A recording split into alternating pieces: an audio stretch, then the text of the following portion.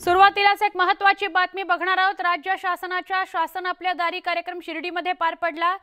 या कार्यक्रमाला मुख्यमंत्री एकनाथ शिंदे, उपमुख्यमंत्री देवेंद्र फडणवीस, उपमुख्यमंत्री अजित पवार यांनी विरोधकांवर जोरदार टीका केली। राज्यात आज एक मजबूत सरकार आहे, तरीही काही लोक स्वप्न बघतायत। विरोधक म्हणतात की दोन्ही उपमुख्यमंत्र्यांचं लक्ष हे मुख्यमंत्र्यांच्या खुर्चीवर आहे। यावर फडणवीसांनी टीका केलेली आहे। हो, आमची नजर मुख्यमंत्र्यांच्या खुर्चीकडे आहे, पण त्या खुर्चीच्या रक्षणाकरता आमचं त्याकडे लक्ष आहे। तसंच आमच्या मुख्यमंत्र्यांच्या खुर्चीकडे वाकड्या नजरेनं बघणाऱ्यांना जागा दाखवून देऊ, असा इशाराही यावेळी देवेंद्र फडणवीसांनी विरोधकांना दिलाय।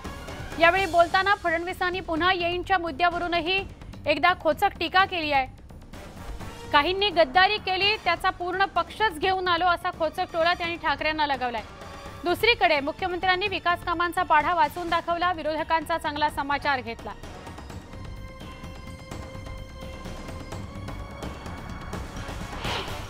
मी मागच्या काळात म्हणालो होतो मी पुन्हा येईल, त्याची दहशत अजून पाहायला मिळते। अजून लोक दहशतीत आहेत। काल राष्ट्रीय नेते म्हणाले, ते फडणवीस म्हणाले होते पुन्हा येईल, मग आता मोदीजी म्हणतात, मग फडणवीस आले तर ते असे आले। मी त्यांना एवढंच सांगतो की ज्यावेळी मी म्हणालो पुन्हा येईल, लोकांनी पुन्हा आणलं होतं, पण काही लोकांनी बेईमानी केली आणि म्हणून या ठिकाणी राज्यावर येऊ शकलो नाही। पण लक्षात ठेवा, ज्यांनी आमच्याशी बेईमानी केली त्यांचा पूर्ण पक्ष घेऊनच आम्ही आलो। काही लोक या ठिकाणी दिवसा स्वप्न पाहतात आणि मग काय सांगतात दोन्ही मुख्यमंत्र्यांची नजर म्हणाले मुख्यमंत्र्यांच्या खुर्चीवर आहे। हो, दोन्ही उपमुख्यमंत्र्यांची नजर मुख्यमंत्र्यांच्या खुर्चीवर आहे, पण ती कशा करताय? त्या खुर्चीचं रक्षण करण्याकरता ती आहे। कोणीही आमच्या मुख्यमंत्र्याकडे वाकड्या नजरेनं पाहिलं तर त्याला त्याची जागा दाखवण्याचं काम हे दोन उपमुख्यमंत्री मिळून करतील, हे सांगण्याकरता आज या ठिकाणी मी उभा आहे।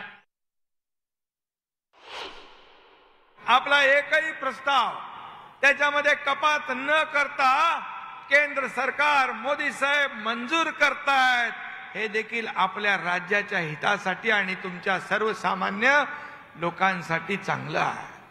परंतु मागच्या 2.5 वर्षामध्ये एकही प्रस्ताव केंद्राकडे पाठवला नाही, आणि पाठवलं नाही तर तुम्हाला घरी कोण आणून देणार? परंतु आमच्याकडे इगो नाही, अहंकार नाही, आम्ही सर्वसामान्य माणसाची सेवा करण्याचं व्रत घेतलंय। मुख्यमंत्री एकनाथ शिंदे, उपमुख्यमंत्री देवेंद्र फडणवीस आणि अजित पवार हे शासन आपल्या दारी कार्यक्रमानिमित्त शिर्डी दौऱ्यावर आहेत। या दौऱ्यावेळी त्यांनी शिर्डीतील साईबाबा मंदिरात जाऊन दर्शन सुद्धा घेतलंय। तिन्ही नेते सोबतच साई दर्शनाकरता साई दरबारी जाण्याची ही पहिलीच वेळ आहे। दर्शनाच्या वेळी मंत्री दीपक केसरकर, पालकमंत्री राधाकृष्ण विखे पाटील सुद्धा उपस्थित होते। मंदिर संस्थानचे मुख्य कार्यकारी अधिकारी पी शिवाशंकर यांनी यावेळी मुख्यमंत्र्यांचं स्वागत केले। दरम्यान यावेळी मोठा पोलीस बंदोबस्त तैनात करण्यात आला होता।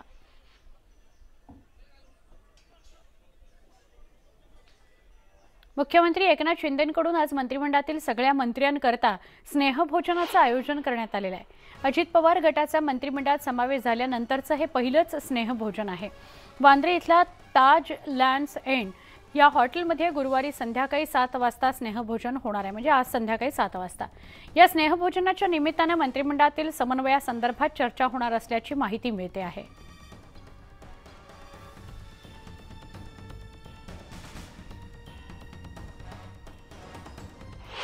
कुठेतरी 4 लोकांना एकत्र करणं, 5 स्टारमध्ये धोंडा होतोय, मला असं वाटतं इथं अजबच आहे सगळं। इथं आपल्याकडे खेड्यापाड्यात मस्तपैकी घरी धोंडा होत असतो, पण आता 5 स्टारमध्ये धोंडा होतोय आणि धोंडा मुख्यमंत्र्यांना जावयासारखं जे आमदाराशी वागावं लागतंय। सध्याची जी स्थिती आहे ना, हे जे आमदार आहेत ना मुख्यमंत्र्यावर फुटून गेलेले, यांना जावयासारखी ट्रीटमेंट मुख्यमंत्र्यांनी करावं लागते, ही सत्यता आहे। मी तर अभिनंदन करेन की एकनाथ शिंदेजी यांनी जर आपल्या सर्व आमदारांना, मंत्र्यांना जेवायला बोलवलं आणि त्यातनं 1 to 1 चर्चा करून जर काही विकासाचे प्रश्न असतील आमदारांचे किंवा पारिवारिक संवाद असेल, शेवटी संवाद आणि सर्व प्रश्न सुटतात। ज्यांना संवाद करणे माहीत नाही, ज्यांनी 2.5 वर्ष मंत्रालयामध्ये पायच ठेवला नाही, ज्यांनी 2.5 वर्ष स्वतःच्या आमदाराशी कधी संवाद केला नाही, त्यांनी किमान एकनाथ शिंदेच्या कार्यपद्धती बोलू नये. निलंग्यामध्ये येऊन बँड वाजवायची कोणी भाषा करू नये. बँड तर निलंग्याचाच प्रसिद्ध आहे, तो आम्हीच वाजवू, अशी उपरोधिक टीका माजी मंत्री संभाजी पाटील निलंगेकरांनी केलेली आहे. जिल्ह्यातील विकास कामांकरता विरोधातील लोकप्रतिनिधींनाही एकत्र येण्याचा आग्रह करू, त्यांना मी स्वतः भेटेन. मात्र बँड वाजवायचीच वेळ आली तर अनसरवाड्याचा बँड प्रसिद्ध आहे, तो आम्ही वाजवू. काही दिवसांपूर्वी माजी मंत्री अमित देशमुख यांनी धोंडे जेवण कार्यक्रमात नवरदेव आणि बँडबाजा यावरून नामोल्लेख न करता मिश्किलपणे भाष्य केलं होतं. त्यावरून निलंग्याच्या बँडचा मुद्दा पुन्हा समोर आला.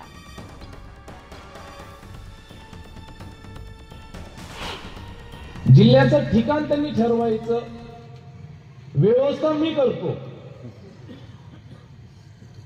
जिल्ह्याचं ठिकाण त्यांनी ठरवायचं, व्यवस्था मी करतो. आणि भाज्याला निलंग्याला सांगायची गरजच नाही, आमचा आंतरवाडा मजबूत आहे. निलंग्या लातूर जिल्ह्यामध्ये जरी कुठं आवाज आला, आजही लातूरमध्ये भाज्या आमचा आंतरवाड्यातच वाजतो. त्यामुळे तुम्ही त्याची काळजी करू नका. त्यामुळे येणाऱ्या काळामध्ये उगं काहीतरी बोलण्यापेक्षा माझं जाहीर आव्हान आहे, एक व्यासपीठ दोघंही समोर बसू, विकासाच्या वर चर्चा करू. पुढे जाऊया आपण. शिंदे फडणवीस सरकार स्थापन होऊन 14 महिने उलटलेले आहेत, तरी भरत गोगावलेंना अद्याप मंत्रिपद मिळालेलं नाही. यावरूनच भरत गोगावले यांनी शिंदे सरकारच्या पहिल्या मंत्रिमंडळ विस्ताराचा भन्नाट किस्सा सांगताना आपल्याला मंत्रिपदाने कशी हुलकावणी दिली याचा किस्सा सांगितला. एक जण आला बहादर बोला, जर मला मंत्रिपद दिलं नाही तर बोला माझी बायको आत्महत्या करत. वा रे वा, आमच्या बायका फक्त अशाच राहिल्या. एक जण आला बोला, जर मला नाही दिलं तर नारायण राणी मला संपून टाकतील. एक जण बोला आम्हाला देत नाही ना, तो बोला मी 12 वाजता राजीनामा देतो. कधी कधी देव देतो आणि आपण ते नाकारतो, तशी आमच्या अवस्था. तू सांगायला पाहिजे, सांगत नाही लोकांना. म्हणजे 9 मध्ये माझा नंबर होता, 9 मध्ये आमचा नंबर होता. दरम्यान उद्योगमंत्री उदय सामंतांनी गोगावले यांच्या वक्तव्यानंतर सारवासारव केली आहे. भरत गोगावलेंनी विनोदानं असं म्हटलं असल्याचं सामंत म्हणाले. त्यांना जर मुख्यमंत्र्यांनी मंत्रिपदाची कमेंट केली असेल तर ती नक्कीच पूर्ण होईल असं सामंत म्हणाले. मुख्यमंत्री केल्यामुळं आम्हाला मंत्रिपद मिळाली नाहीत असं कुठेही वक्तव्य भरत गोगावलेंनी केलेलं नाही. त्यांनी विनोदानं तिथं सांगताना असं म्हटलेलं आहे की काही लोकांनी असं सांगितलं म्हणून असं झालं, असं सांगितलं म्हणून असं झालं आणि म्हणून मुख्यमंत्री महोदयांना त्रास होऊ नये म्हणून मी थांबतो म्हणून सांगितलं, तर मी कायमचं थांबलो. त्याच्यामध्ये मुख्यमंत्री एकनाथ शिंदे साहेबांना केलं म्हणून आम्ही मंत्री झालो नाही असं त्यांचं कुठेही वाक्य नाही, कुठेही त्याचा गैरसमज होऊ नये. आता ते कोणाबद्दल बोलले हे त्यांनाच विचारावं लागेल. मला जेवढी भरतशेठ गोगावलेंबद्दल माहिती आहे त्यांनी कुठेही मुख्यमंत्र्यांच्या बाबतीमध्ये कसलंही वक्तव्य केलेलं नाही, परंतु त्यांना मंत्रिपदाची जर कमिटमेंट मुख्यमंत्र्यांनी केलेली असेल तर ती नक्की पूर्ण होईल. भाजप पक्षातल्या घराणेशाहीला पंतप्रधान नरेंद्र मोदी चाप लावण्याच्या तयारीत असून आगामी लोकसभेकरता मोदींनी ॲक्शन प्लॅन आखल्याची माहिती आहे. बुधवारी भाजप नेत्यांची बैठक झाली. या बैठकीत घराणेशाहीवर चाप कसा लावता येईल याबाबत चर्चा झाल्याची सूत्रांची माहिती आहे. भाजप नेत्यांच्या सगळ्याच मुलांना उमेदवारी दिली जाणार नाही, त्याऐवजी महिला आणि युवकांना उमेदवारी देण्याचा मोदींचा मानस आहे असं स्पष्ट करण्यात आलं. लोकसभेच्या निवडणुका 9 महिन्यांनंतर येऊन ठेपलेल्या आहेत, त्यामुळे भाजपमधील अनेक नेते उमेदवारी मिळवण्याकरता प्रयत्नशील आहेत. पण सध्या मंत्रिमंडळात असलेल्या काही विद्यमान मंत्र्यांचंही तिकीट कापलं जाणार असल्याचं सूत्रांनी सांगितलं. त्याऐवजी नव्या चेहऱ्यांना संधी दिली जाणार आहे. मोदीजींना 50 वर्षानंतरचा काळ दिसतो, त्या काळात काय केलं पाहिजे. युवकांना संधी देणे, महिलांना संधी देणे हे अत्यंत चांगला निर्णय आणि अत्यंत लोकप्रिय निर्णय पहिल्यापासून मोदींचा आहे आणि पुढच्या काळात त्यांनी जर अशा सुतवाद केला आहे तर मला वाटतं यात काही गैर नाही. राजधानी दिल्लीत इंडिया आघाडीमध्ये बिघाडी होण्याची चिन्ह आहेत. दिल्लीमधील सगळ्या 7 लोकसभा मतदारसंघांमध्ये निवडणूक लढवण्याचा निर्णय काँग्रेसने घेतला असल्याचं वक्तव्य प्रवक्त्या अलका लांबा यांनी केलं. दिल्लीमधील काँग्रेस नेत्यांच्या पक्षश्रेष्ठींबरोबर झालेल्या बैठकीनंतर त्यांनी हे वक्तव्य केलं। या वक्तव्यावर आपकडून संतप्त प्रतिक्रिया व्यक्त करण्यात आली आहे। काँग्रेस जर सगळ्या 7ही जागा लढणार असेल तर मग इंडिया आघाडीला काही अर्थ उरत नाही, अशी तीव्र प्रतिक्रिया व्यक्त करण्यात आली। इतकंच नाही तर काँग्रेसला दिल्लीत एकट्यानं लढायचं असेल तर इंडिया आघाडीच्या मुंबईत होणाऱ्या बैठकीला उपस्थित राहण्यात काही अर्थ नाही, असा निर्वाणीचा इशाराही त्यांनी दिला। 24 कैसे जीतना है और बिल्कुल आदेश हुआ है कि हमें 7 सीटों पर मजबूत संगठन के साथ हर नेता को आज से अभी से निकलना है। 7 महीने 7 सीटें हैं। ये बात हुई कि जिसकी दिल्ली उसका देश होता है, ये दिल्ली का इतिहास बताता है। इसलिए कहा गया कि बिल्कुल 7 पर तैयारी रखनी है और मजबूती के साथ हमें निकलना। हमने उनका बयान सुना और अगर वो दिल्ली में अलायंस नहीं करते तो फिर इंडिया अलायंस में जाने का कोई मतलब नहीं है, वेस्ट ऑफ टाइम है। हमारी टॉप लीडरशिप डिसाइड करेगी कि इंडिया अलायंस की नेक्स्ट मीटिंग अटेंड करनी है या नहीं। दिल्ली प्रेसिडेंट की बात को कांग्रेस की सच माना जाए तो अगर उन्होंने डिसाइड कर लिया है कि दिल्ली में अलायंस नहीं करना तो फिर इंडिया अलायंस की मीटिंग का कोई मीनिंग ही नहीं रह जाता। टॉप लीडरशिप डिसाइड करेगी कि हम ये मीटिंग अटेंड करते हैं या नहीं। राज ठाकरेंनी काल मुंबई गोवा महामार्गाची पाहणी केली। महामार्गाच्या पाहणीनंतर राज ठाकरेंनी मनसे कार्यकर्त्यांना खड्ड्यांविरोधात आंदोलन करण्याचे आदेश दिले होते। त्यानुसार पुण्यामध्ये मनसैनिकांनी पुणे शहरातील वडगाव शेरी, कॅन्टोन्मेंट, कसबा, शिवाजीनगर, पर्वती, खडकवासला, कोथरूड आणि हडपसर विभागातील खड्ड्यांमध्ये झाडं लावत प्रशासनाचा निषेध केला।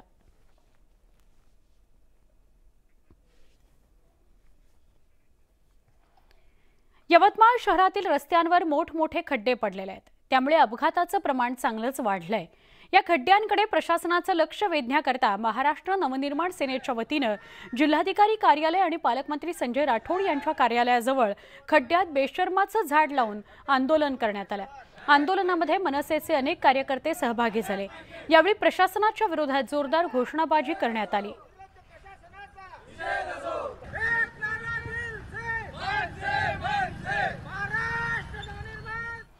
कळवा रुग्णालयामध्ये एका रात्री 17 रुग्णांचा मृत्यू झाला होता। या घटनेवरून सर्वत्र संताप व्यक्त केला जातोय।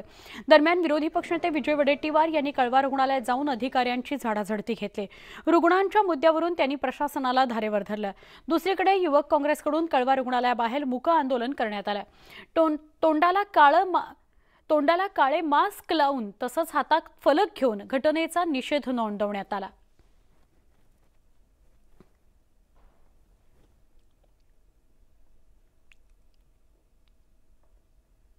हे ढकलण्याचं जे काम चाललेलं आहे आणि जबाबदारी कोणावर फिक्स केली जात नाही, यातूनच हॉस्पिटल आणि कॉर्पोरेशन या दोघांच्या संगनमतातून हे सगळं जे काही गैरप्रकार, जो काही भ्रष्टाचार, हे सगळं झाल्यामुळेच या हॉस्पिटलकडे दुर्लक्ष आहे। छत्रपती संभाजीनगरच्या बजाजनगरमध्ये भर दिवसा व्यापाऱ्याला लुटल्याची घटना घडली आहे। भर दिवसा डोळ्यात मिरची टाकून व्यापाऱ्याला लुटण्यात आलं। 30,000 रुपये घेऊन आरोपी पसार झालाय। चोरीची संपूर्ण घटना सीसीटीव्हीत कैद झाली आहे। आरोपीला नागरिकांनी पकडले आणि पोलिसांच्या ताब्यात दिलेला आहे।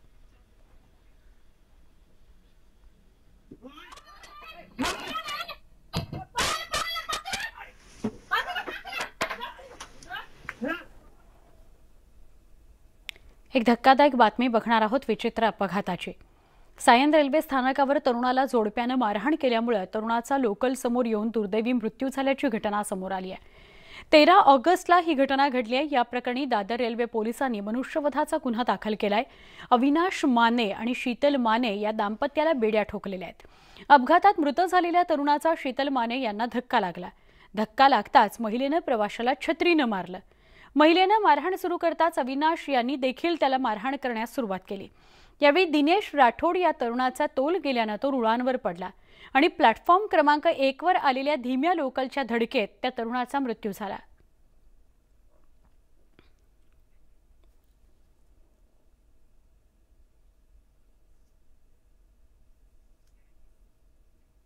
बातमी आहे बदलापूरमधून। बदलापूरच्या गांधी चौक परिसरामध्ये पार्किंगच्या वादातून 2 गटात तुफान हाणामारी झाली आहे।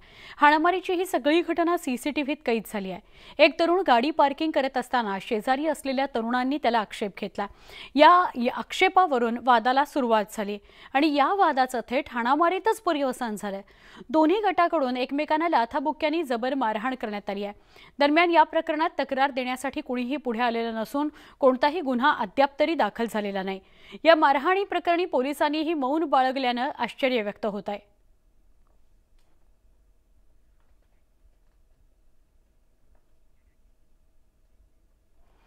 कल्याण पुन्हा एकदा हादरलंय। एका तरुणानं अल्पवयीन 12 वर्षाच्या मुलीला सोसायटीच्या आवारातच चाकूने भोसकल्याची घटना घडली आहे। यामध्ये मुलीचा मृत्यू झालाय।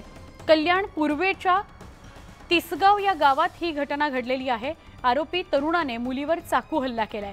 त्यानंतर नागरिकांनी हल्लेखोराला पकडून पोलिसांच्या स्वाधीन केलंय। तर मुलीला उपचाराकरता रुग्णालयात दाखल करण्यात आलं, पण उपचारादरम्यानच तिचा दुर्दैवी मृत्यू झालाय। 12 वर्षाची मुलगी आपल्या आईसोबत घरी जात होती। संध्याकाळी 7:30 वाजेच्या दरम्यान सोसायटीच्या पायऱ्या चढत असताना आदित्य कांबळे या तरुणाने मुलीवर चाकूने अचानक हल्ला केलाय।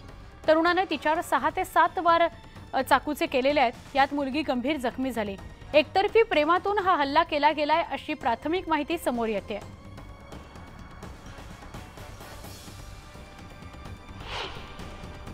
या घटनेच्या संदर्भात पोलीस स्टेशन कोलसवाडी येथे खुनाचा गुन्हा देखील दाखल करण्यात आलेला आहे। यातील आरोपी जो आहे आदित्य कांबळे याने सुद्धा या घटनेच्या इमिजिएटली नंतर स्वतःच फिनेल पिलेलं होतं। त्याला सुद्धा कळव्याला इथे ॲडमिट केलेलं आहे आणि त्याच्यावर 309 प्रमाणे त्याच्यावर देखील गुन्हा दाखल केलेला आहे। मुलगीने आई बोलत चाललेले होते आणि तो वरून आला ते फ्रंट जाऊन डायरेक्ट मुलीवर वार केले, 4-5 केले आणि नंतर तिने वाचवायला गेली ना, तिला धक्का दिला, मग ती अशी पडली आणि तो पळाला तिथून। या सगळ्या सविस्तर बातम्या आपण बघत होतो। या बुलेटिनमध्ये इथेच थांबणार आहोत। या बुलेटिनमधून जाता जाता नजर टाकणार आहोत राज्यातल्या महत्त्वाच्या शहरांच्या आजच्या तापमानावर।